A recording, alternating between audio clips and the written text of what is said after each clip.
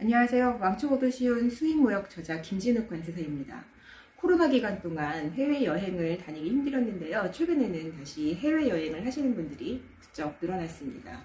오늘은 이렇게 해외여행을 계획 중이신 분들께서 반가워하실 만한 소식을 가져왔습니다. 바로 면세 범위가 상향 조정되었다는 내용인데요. 이미 알고 계신 분들도 계시겠지만 모르시는 분들은 도움이 되실 수 있을 것 같습니다. 간략하게 상향 조정된 내용을 말씀드리면 기존의 여행자 휴대폰 면세 범위가 미국 달러 기준 600달러였다면 이것이 800달러로, 그리고 술의 경우 기존보다 개수와 용량 면에서 2배로 면세 한도가 커졌습니다. 하나씩 살펴보면 먼저 면세 한도입니다. 우리가 출국하면서 면세점에서 구매할 수 있는 한도는 2022년 3월 18일부터 한도 제한 없이 구매가 가능해졌습니다. 그렇지만 다시 입국할 때에는 면세 한도가 지정되어 있어서 그 지정된 금액을 초과하는 경우에는 초과된 금액에 대해서 세금이 부과되고 있는데요. 이 금액이 600달러에서 800달러로 높아졌다는 것입니다.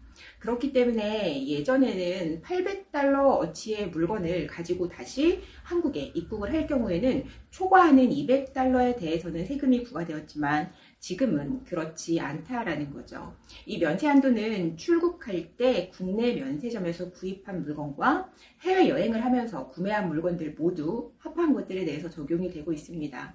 그리고 술의 경우에는 1리터 이하 술 한 병이었던 것이 2배인 2리터 그리고 2병으로 높아졌는데요. 주의하실 점은 가격은 이화 400달러로 동일하다는 점입니다.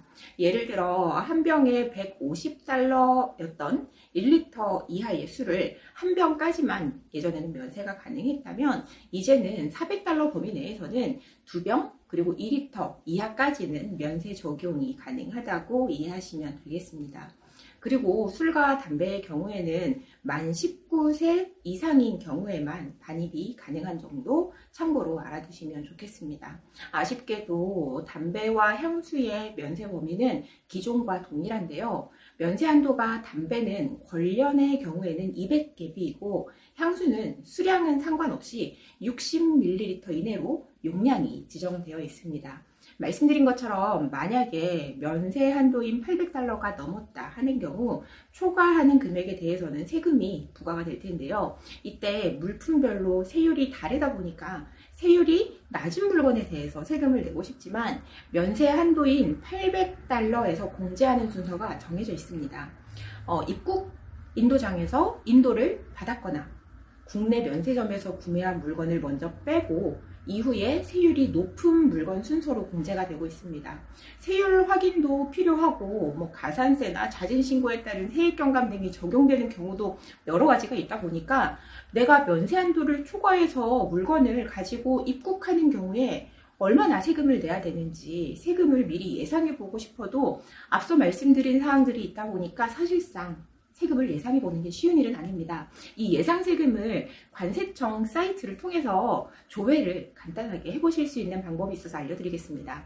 관세청 사이트에서 메인 화면 우측에 있는 예상세액 조회를 클릭하시고 여행자 휴대품을 선택하셔서 예상세액을 조회하실 수 있겠습니다. 말씀드린 내용 중에 가산세 그리고 세액경감이 있었는데요.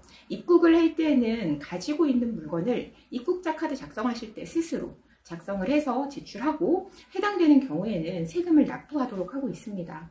이때 상세히 작성하지 않으시고 숨겨서 몰래 가지고 오시다가 적발이 되는 경우도 있는데요.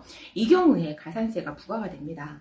가산세는 원래 납부해야 하는 세금의 40%에 해당하는 금액으로 부과가 되고요. 무척 높죠? 정직하게 신고를 하고 세금 납부를 하시는 경우라면 15만 원 한도 내에서 내야 하는 관세의 30%가 경감이 됩니다. 그렇기 때문에 정직한 자진 신고를 하시는 것이 좋겠습니다. 마지막으로 개, 고양이 등의 동물, 소고기, 돼지고기, 햄, 소세지 등의 육류, 가공품, 채소나 과일, 식물 등은 검역 절차가 반드시 필요하고 검역이 정상적으로 완료가 되어야 안전하게 화물을 가지고 나올 수 있다는 점도 알고 계시면 좋겠습니다. 오늘은 이렇게 여행자 휴대폰 면세에 대한 내용을 말씀드렸는데요. 해외여행을 계획하고 계시는 분들께 도움이 되기를 바랍니다. 끝까지 시청해 주셔서 감사드리고요. 다음 영상에서 뵙겠습니다.